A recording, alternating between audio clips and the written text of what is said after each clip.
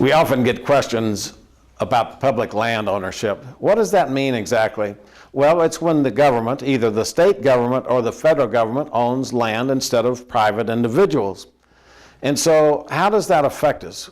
And why did it occur that way?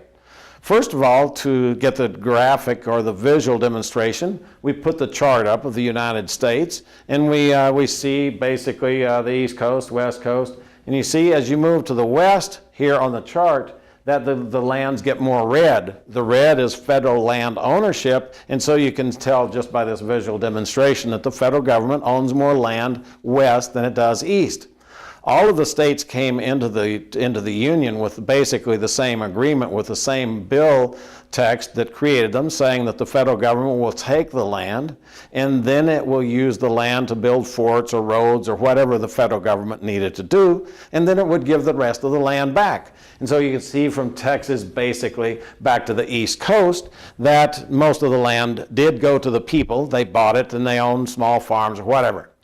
But starting with New Mexico, Colorado, Wyoming, and to the west, then that is the time that President Teddy Roosevelt came into office. He had a theory of large public parks, large public forests, and those were good concepts, but the federal government ended up holding on to a lot of the land in the west, and so you can see the red is federal land ownership, that's a dramatic difference. So what is the effect to you and I? I think the most important effect for us to consider is in the education system. So we overlay this map of the United States again, and you can see the red to the west and the yellow to the east. Basically, this chart shows us the average expenditure per pupil over the last 20 years in education.